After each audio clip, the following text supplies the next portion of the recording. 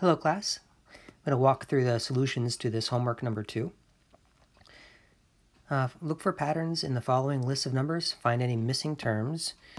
Thank you, there should have been 2 missing spots in this, not just 1. And the pattern from here to here, it looks like it was divided by 2, and that's the same pattern I see going right here.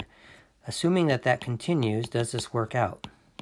If I continue to divide by 2, does it in fact take me to 16?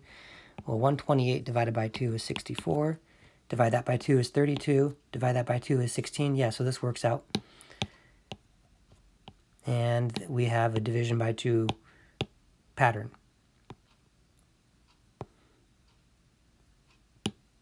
And that's something good to, and you're always supposed to, justify your answers. And, something division by 2 to go from term to term, saying something like this, term to term, but using a full sentence would be appropriate. I'm just doing this quickly because I want to get through this without taking up too much of your time. Don't forget, you could also say, instead of divide, you can think that you're multiplying by 1/2, right? To go from term to term is another way to characterize this. This next one here, let's see, to multiply, let me think add. Maybe adding is a better thing to do here. We added 4, and we added 6, and I added 8, and I added 10. It looks pretty consistent that we're adding 2 more than what we added before. So if we continue that pattern and say that our pattern is as such, then adding 12 to 31 would take us to 43. Maybe some of you found a different pattern here. The patterns I'm finding here aren't necessarily the only possible patterns, just something to think about. Remember, what makes math interesting is when it's rich, when there's multiple ways to think about things or do things. So we're not always after just, there's one way to do this. That's not the nature of problem solving. And not really the nature of mathematics, despite what people might think going through a classic mathematical curriculum, which trains people to think there's always one right answer and you just have to find it, and there's one way to do it and you have to do it that way. But no, mathematics is very rich. Let's look at this next one. Here we added 3, then I added 1, then I added 4, then we added 5, then we added 9. Apart from the 3, look at the 1, 4, 5, 9. Those are the same numbers that are there. If this pattern continues, then the next thing I want to add would be the next number in this list, which is add 14. And if I add 14 to 23, that gives me to 37. This reminds me of the Fibonacci sequence that we talked about in the video. Another way to look at this is, so the first 2 are whatever, but from that point on, to find the third, we add the 2 before it. So to get the third position, I add the 1 and 4. Right. So that's what I'm adding. Now I just take that and shift it there. Add those 2 to get the next number. 4 and 5 is 9. Add these 2 to get the next number. 5 and 9 is 14. Right? Add 9 and 14 to get 23. Add 14 and 23 to get 37. Right? That's another way to think about it. Seems like a pattern was picked up on and that we were able to explain and get an answer. Let's look at number 2. How many numbers are in the following list? Provide 2 justifications for your answer. Well, one way to do this is to count, is to actually complete the list. Right? If we were to go 12, 13, 14, 15, 16, 17, 18, 19, right? This is a tedious way, but it'll get the job done. It's certainly a valid strategy. And now we just count them out, right? There's 1, 2, 3, 4, 5, 6, 7, 8, 9, 10, 11, 12, 13, 14. So there are 14 numbers. Let's just write this. 14 numbers is my answer. That's how many are in that list. Maybe this isn't the most interesting way to do this, but it's, like I said, it is valid. Another way is to recognize that, well, if the list starts at 1, so if we have 1, 2, 3, 4, 5, 6, 7, 8, 9, 10, 11, and then 12, when a list starts at 1, then it's really easy to know how many numbers are on this list by just looking at the last number. Right? There's 25 numbers in this list. They're already counted out for us. But the numbers I want to now get rid of are these ones. I'll make that a different color, but those numbers I want to just like go away. Let's make them red. So if another way to do this, get rid of that, is to say, okay, well, from 1 to 25 is 25 numbers, and I want to essentially cut off the first 11 numbers so that my list really just has 12 through 25, then I'd have to do 25 minus 11. And I get a total of, again, 14 numbers in this list as an answer. A mistake that some students or some people make in their thinking is sometimes they'll say, oh, well, we start at 12, we end at 25. The answer should be 25 minus 12, and that gives you 13. But that's not the right answer. 13 is not how many numbers are on this list. It's actually 14. What you do get when you get that 13 is you get how many steps it takes to go from 12 to 25. Right? You say 1, 2, 3, 4, 5, 6, 7, 8, 9, 10, 11, 12, 13. So it is true that to get from 12 to 25, you add 13. In other words, you do 13 steps. But you can think of when you count the steps that you're counting all the numbers essentially except for the first when you're counting how many steps there are. But when you want to count the first as well, then you need to add 1 to that. So another strategy is to say, hey, do the first number minus the last number. That gives you how many steps there are, but you got to add 1 to that to get how many numbers there are. And there's 14 numbers in this list. I kind of like, and if you look at this, another way to look at that is to factor the negative out. And if I pull a negative out of there, that changes that to subtraction, and that number is just 11. And this idea reinforces what we said before, that if there's 25 numbers in this whole list, but then you get rid of the 11 red numbers, then that leaves 24 or 14 black numbers. Right? So there's several ways to think about this. Let me just move on to the next one. Part B, how many numbers are in the following list? Provide one justification for your answer and try to be as efficient as possible. Well, I like the idea that we start at 1, and the one before this was 76. And to get the list that we have here, I just simply get rid of these 76 numbers, right? So I see there's 253 total numbers, but then I want to remove the first 76 numbers, and I get how many numbers left. Well, let's do this in pieces. Let's remove 3 from 250. So I only need to remove 73 more. Right? There's another way to think about subtraction if you don't want to do it the traditional way. Now let's remove 70 from 250. Take 70 away, or you can take the 50 away. But now I need to take away 23 more still. Right? Do you see what's happening here? I'm removing 76 in pieces, in easy pieces to do in the head. And let's remove 20 of those from this 200. So I want to do 180, and now just do minus 3, and you get 177. Right? This is what you get when you do 253 minus 76. 177 numbers would be in this list.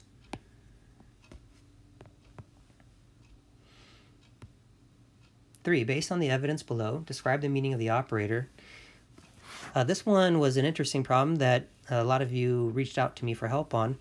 And it turns out that the operation at play here is one of addition, starting with 1 and ending with 4. So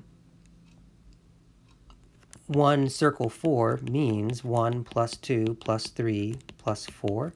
That gives me a 10. 2 circle 5, let's just verify all this. 2 circle 5 means do 2 plus 3 plus 4 plus 5, and that gives me 14. 6 circle 10 gives me 6 plus 7 plus 8 plus 9 plus 10, and that gives us a total of, let's see, that's 13, 23, there's another 17 there, right? That gives me the 40. 9 circle 11 means 9 plus 10 plus 11. Well, that gives me 20. That makes 30. So this is definitely a pattern that meets the given data. So 1 circle 10 means 1 plus 2 plus 3 plus 4, etc. up till 10. And if you recall from our lecture, we can use, when you're adding 1 up through a number, you can pair them off if you recall, and that makes 11. In fact, all of these you could pair off and do this way. But 1 plus 10 is 11, 2 plus 9 is 11, and there's 10 numbers in this list, so there's 5 pairs, and each pair adds to 11, so we should get 55 out of this. Or there's the formulaic approach, right, that if you have 1 plus, etc. up till n, you can get this by doing n plus 1 and multiplying that by n halves. And if you just change the n's to 10, to 10 to 10, you can see how we're going to get 5 times 11 out of this. This formula is really just a formula that summarizes the pairing off idea. And then we had to come up with a formula for A circle B. Ooh, now this is interesting. So one thing we're going to assume is that A is less than B, right? Because if we're going to add A up to B, then B wouldn't need to be larger, unless we define this operation this way too. Like if the number on the right is smaller than the one on the left, then you just count down, in which case you could argue that this operation is commutative, meaning 1 circle 4 and 4 circle 1 mean the same thing ultimately. But let's not necessarily go that far. A circle B means we're going to start at A, and we're going to add A, the next one, which would be A plus 1, and then we're going to add to that the next one, A plus 2, etc., until we get to B. B is some number more than A.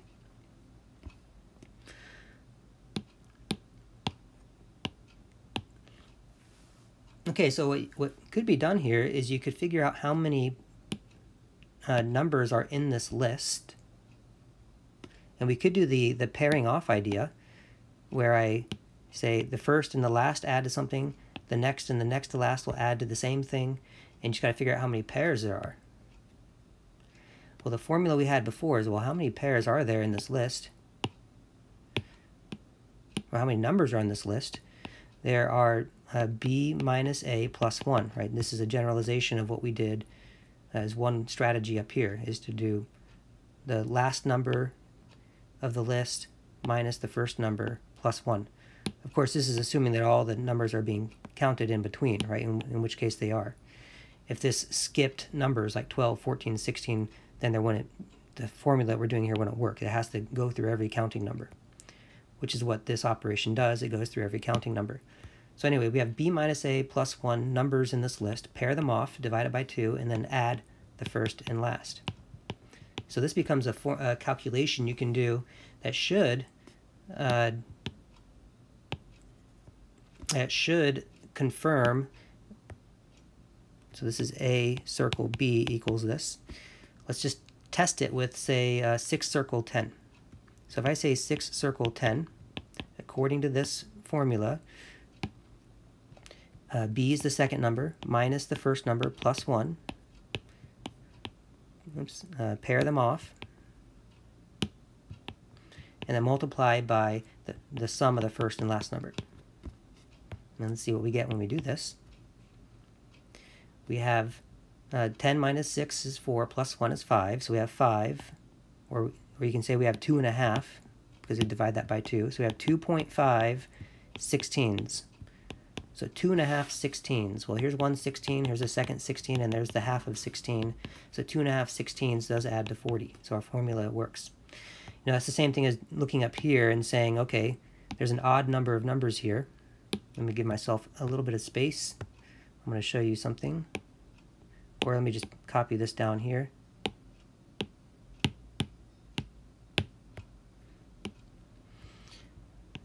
There's a 16 right there. Here's a 16, and there's a half of 16, right? So you can see the 2 and a half 16s is what it takes to add this together, and that's what this formula would lead to.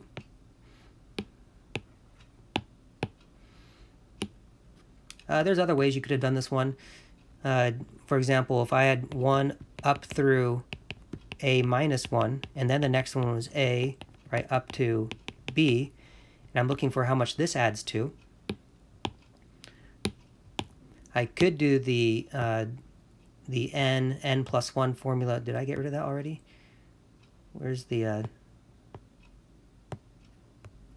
I must have erased it in my work.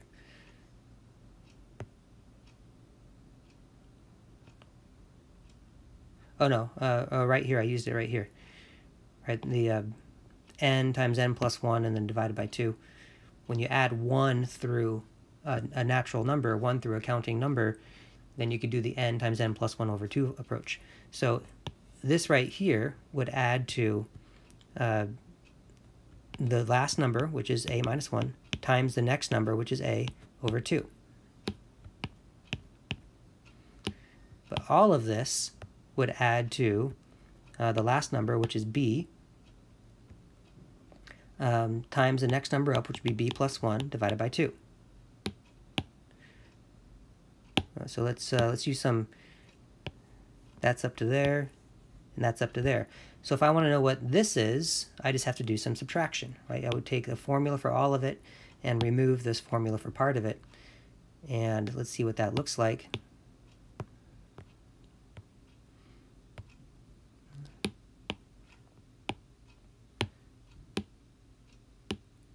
So the formula for all of it is b times b plus 1 all over 2, minus, and then the formula for the first parts of it, the 1 through a minus 1, is a times a minus 1, I'll write it like that, all over 2. And this gives us another formula that can be used to calculate the result. Now, either one should confirm the answers we expect to get. For example, let's try 6 circle 10 using this one. So if the b's are 10s and the a's are 6s, so let's see what happens. The b's are 10s, so you would get 10 times 11 over 2 minus, and then the a's are 6s. We'd get 5 times 6 all over 2. Well, this is going to be 55 minus, and then we have 15. And notice we get the 40 as well, confirming that 6 circle 10 should be 40. Okay, let's look at number 4. If I keep adjoining tables, let's count how many people can sit at each. 1, 2, 3 people can sit when there's only one table. 1, 2. So we lost, no one can sit at that edge now. So we lost a person, but gained 2. So in other words, the number of people went up by 1, right? We lost 1 seat, but gained 2.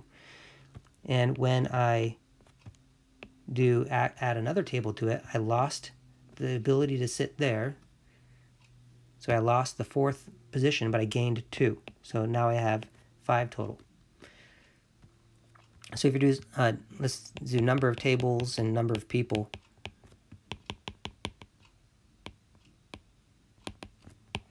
Right, when there's one table, we could seat 3. When there's 2 tables, we could seat 4. When there's 3 tables, we could seat 5. It looks like the number of people that can be seated, keeping this up, is always going to be 2 more than the number of tables we have. And so we're trying to find the least number of connected tables that are required to seat 20 people. The least number of tables required to seat 20 people. Well, in order to do that, we want as many exposed edges as possible. And if I want to seat 20 people, then this pattern suggests I should have 18 tables. And see what happens when 1, 2, 3, 4, 5, 6, 7, 8, 9, 10, 11, 12, 13. I give myself space. Let's do this. Let's move this.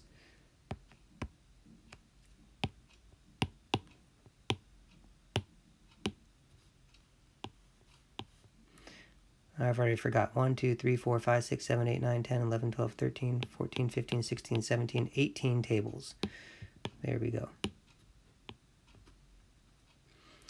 And we have 18 tables. That means we have 9 seats on this side, right? Because 18 tables and there's 9 on the bottom, 9 on the top. So we have 9 seats up there, an extra person there, an extra person there, and we get 20 people.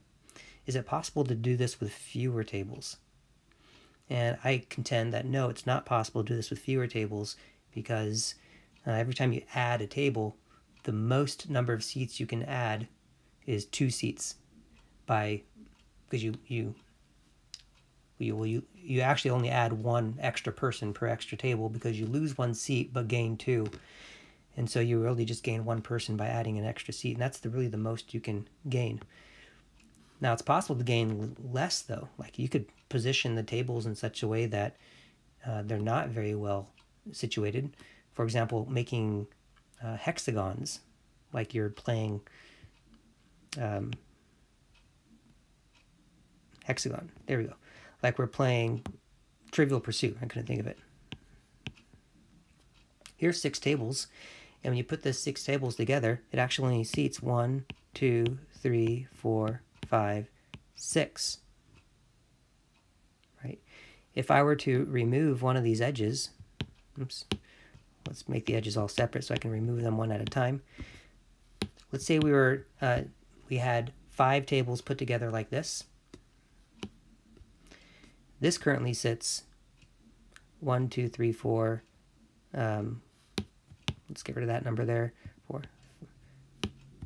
5, 6, 7. So this is 5 tables seating 7 people. So it matches this pattern here, which actually kind of shows us that this was not the only configuration we could have had to seat all the people. But as soon as I squeeze a table right in here, put the 6th table like this, and I close off a wheel, and I've actually lost 2 seats and only gained 1. So I actually lost a seat. So I went up to 6 tables, but I lost a seat, down to 6 people. Right, something like this.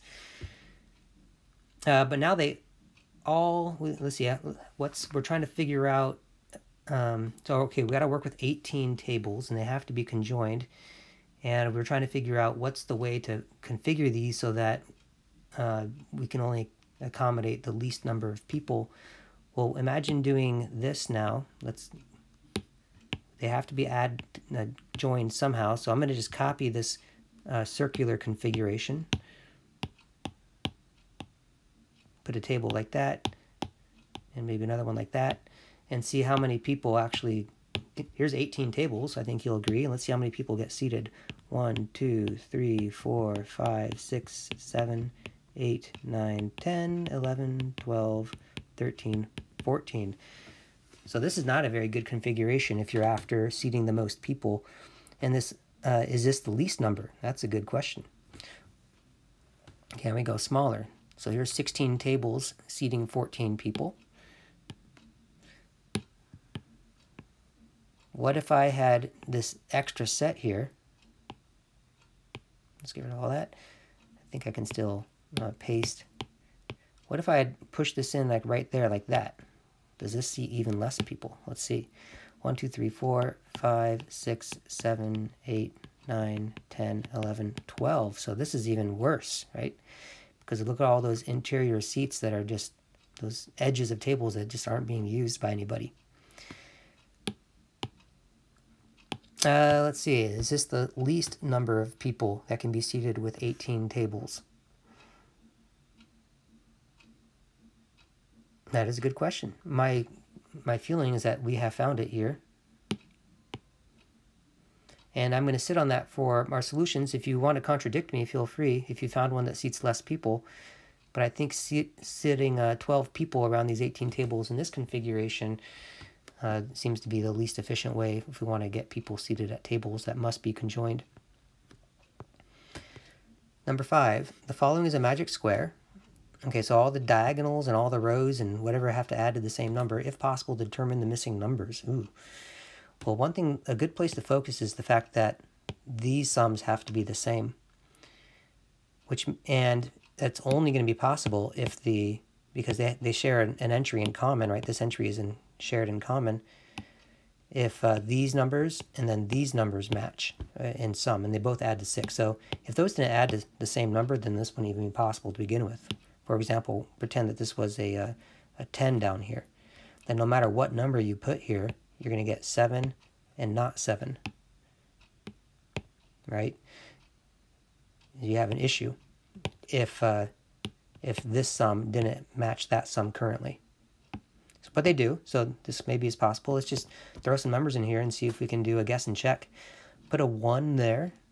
These add to 7, those add to 7, check. But every row and every column and the two diagonals all have to add to the same number. Well, there's no way this can add to 7 because 7 is already part of it. So I don't like putting a 1 there. Let's try 2, see what happens. Adds to 9, adds to 9. There's no way this can add to 9 unless that's a 0. Maybe 0 is allowed? If this needs to add to 9, then, oh, that's not possible. That's already at 12, so we already have a problem. Now, this didn't suggest that 0 isn't allowed. I don't know if anyone assumed that. Let's try 3. So now we have this adds to 9. This adds to 9. Oh, wait, I already did 3? Did I skip one? Did I do 2? I think I did 2, but I said 9 and 9. That's 8, and that's 8. There's no way that can add 8. So 2 is not a good number. And we just verified 3 is not a good number. How about 4? That adds to 10. That adds to 10. For this to add to 10, we got to put a 1 here. For this to add to 10, oh, that's not going to work. That's already more than 10. All right, so 4 doesn't work. Let's try 5. Now we add to 11. 11. To make this one 11, we need a 4 there. To make this, that's not working either. In fact, we probably could have done some reasoning here to suggest that for this to even be possible, let's assume that 0 is allowed, then we got to at least get to 12, right? And to make this add to 12, we need to have a 6 there. So now adds to 12, adds to 12.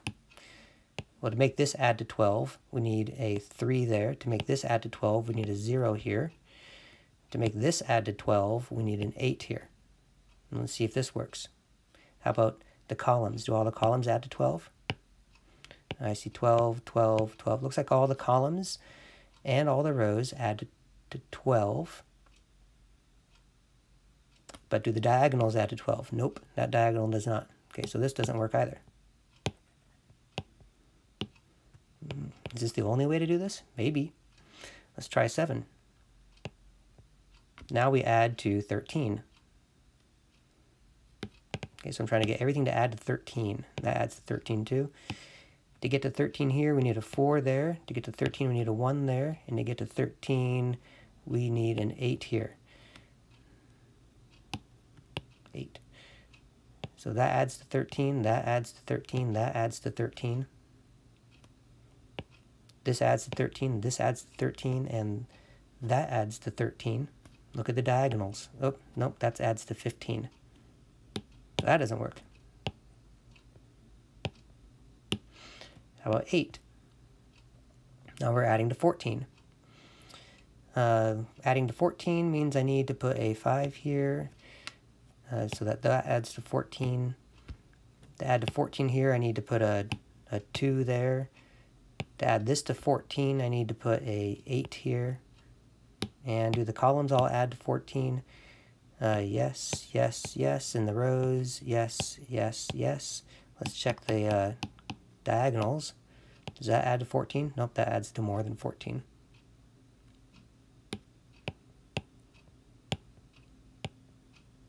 Let's try 9. Now we add to 15. To add to 15 here, we need to put a 6. To add to 15 here, we need to put a 3. And to add to 15 here, we need to put an 8. Now all the rows and columns all add to 15. How about the diagonal? Ooh, there's 15. And there's 15. So this is a solution. And we were asked to, is there a second solution? That's a great question. This question did not ask us to look for a second one, so just a first. So it seemed like trial and error was the way to do that one. It didn't take too long. Without computing each sum, find which is greater, A or B. Okay, so it looks like B is composed, every part of the sum is, B is 1 higher than A. So it appears they have the same number of numbers. So clearly B is going to be larger than A. I think that is fairly easy to defend because they have the same number of numbers, but at each step along the way, the number that's involved in B is one more than the corresponding number involved in A. But how much bigger is it? Well, if I were to do B minus A, put all the numbers of B, etc., up to 80, and then subtract all the numbers of A, which you can subtract one at a time,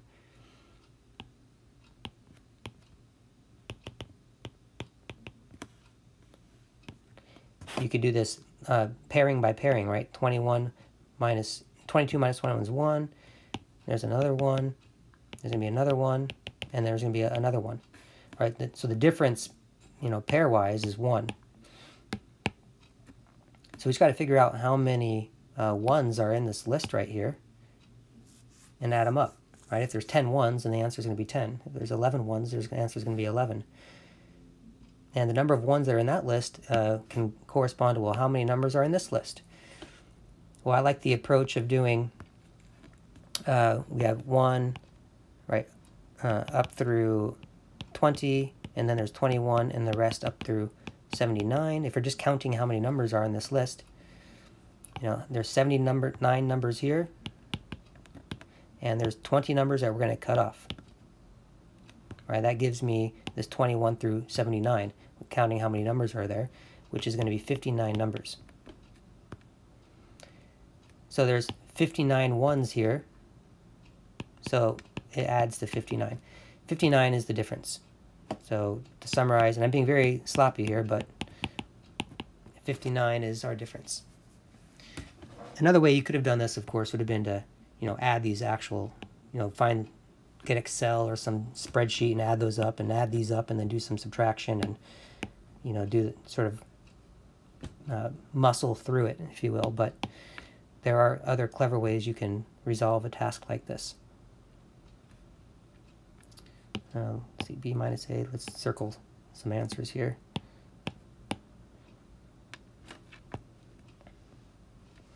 Okay, next one, number 7. 8 people shake hands with one another exactly once. Determine how many handshakes take place. Find at least 2 ways you can justify your response. Okay, well, one way to do this is to do a smaller number of people and see if you can come up with patterns. Right? Suppose there were only 2 people, A and B. Then there would only be 1 handshake. What if there were 3 people, A, B, C? Then A is going to shake hands with B. You're going to get a total of 3 different handshakes that happened. A, B, C, D. Let's suppose we had 4 people. Well, A could shake hands with B, with C, or with D. So there's 3 handshakes there. And we don't need to count the CA twice, right? Because that's just 1 handshake. It's not like A shakes C's hand and then later C will shake A's hand because he'll say, no, I already shook your hand. Remember, everyone shakes hands exactly once. So we have 3 handshakes to begin with that A does. Then BA's already been counted, but BD, BC, so there's 2 more handshakes. And then CA, CB already counted, but CD is not, so there's the last handshake. So we get 6 handshakes, right, when there's 4 people. Let's look back at if you could have done something similar here with the 3 case. Right, A shakes hands with B and C, so there's 2 handshakes right there, and then the only one that's left over is B, so we get 3. Let's see if we do this with 5 handshakes, or 5 people, and see if this continues to hold. A, B, C, D, E. Here's all of our people. A can do 1, 2, 3, 4 handshakes. B, we already counted BA, but B can go BC, BD, BE, so there's 3 more handshakes. C is we've already counted CA, CB, but CD and CE can be done, so there's 2 more handshakes. And then DE needs to be counted still. There's the last handshake. It's an interesting pattern, so there's 10. So it looks like, I'm guessing that if there's 8 people, and you can probably make a diagram for 8, it wouldn't be that hard, but 8 people would mean that we had Notice there's 5 people, but we started with 4. 4 people, but we started with 3. See a pattern here. So I would conjecture then that we would have 7 plus 6 plus 5 plus 4 plus 3 plus 2 plus 1 handshakes. We could do the formula, or we can do the pairing idea. I like the pairing idea. There's 8 there. Here's another 8. Here's another 8. And then here's a half of 8, 4. So we have 3½ eighths. And that adds to a total of 28 handshakes if there's 8 people. Find at least 2 ways you can solve or justify your response. All right, so there's one way. Let me shrink that down so I can give myself some space to show you another way. All right, so let's make a table. We have 1 through 8. I'm going to number the people instead of letter them. So let's do something like this. Maybe this is a good way to do this. Let's do an 8 by 8 square. Cut it in half, cut it in half, cut it in half, cut it in half. Half, half, half. Half, half, half, half, half. This is a little bit sloppy, but you're going to get the idea.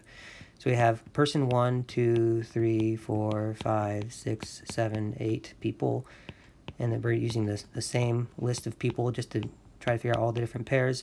So this box here represents person 1 shook hands with person 1, which doesn't happen, right? So we could essentially, I'm going to put an X through the ones we don't need to count, right? We don't need to count a person shaking hands with themselves.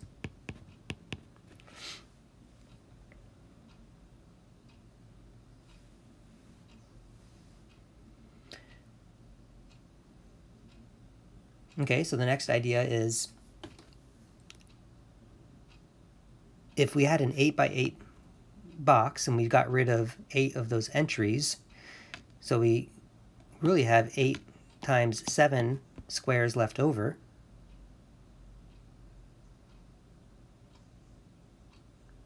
Right, because we had 8 by 8, but I removed 8. Right, so if I say 8 times 8, but then I remove 8, that's like just saying, well, if there's 8 eighths, but then you remove 8, now there's only 7 eighths. If you do some factoring, it would look like this. Right, so we have only 7 eighths total here that are still left over. However, there's some duplicates. Like this box represents person 2 shaking hands with person 1, but so does this box. So we could actually just get rid of half of what's left, right? Just get rid of that. Which means if I take this number now, 8 times 7, and cut it in half, that should give me how many boxes are left over that are different. Notice this is the exact same thing as just applying the formula to this. When you're adding 1 through 7, you get 7 numbers cut in half pairs, and the first and last add 8, so that gives you 3½ eighths.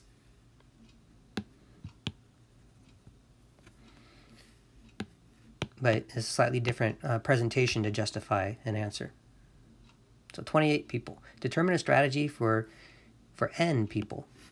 Okay, well, I think it's pretty safe now at this point that if there's n people, and you could do this a variety of ways.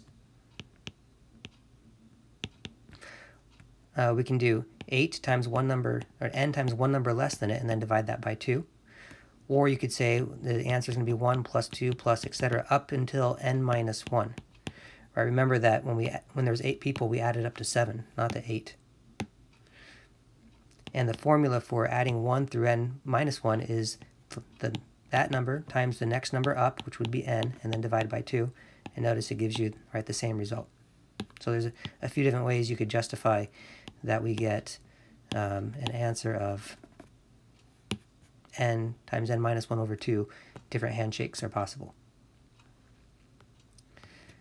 And question number 8, if the pattern below continued, how many black triangles would be in the 6th figure? How many would be in the nth figure? Okay, so there's just 1 here, but then there's 3 here, and then each black triangle, right, this black triangle right here turns into 3 more. So we're just going to multiply by 3, it should be 9. And you count them out, there's 9 of them, but each of those 9 gets 3 more. Right, so each of these little circles has 3 more. So we have 3 times 9, we get 27. Okay, and we want to go to the 6th figure. Well, we got to look for a pattern here. So let's go with the figure number and number of triangles, black triangles. So in the first figure, we only had 1. In the second figure, we had 3. In the third figure, we had 9. It's a clear pattern of multiplying by 3, right, to go from term to term. In the fourth figure, we expected 27. So the 27, you could think of this as starting with the first number, but multiplying by 3 times to get there. Right, the fifth number, there's going to be 81, and because that times 3 gives another 81, but that's like starting with the first number and doing multiplying by 3 4 times, so times 3 to the 4th. And so we generalize a little formula we could do here.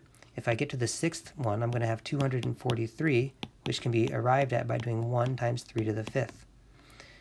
In other words, just 3 to the 5th. So it looks like what's a pattern is that the power that's on 3 is always 1 less than the iteration of this sequence. How many would be in the nth figure? So by the time we get to n, we should have 3 raised to the n minus 1. This is how many would be in the nth figure. Okay.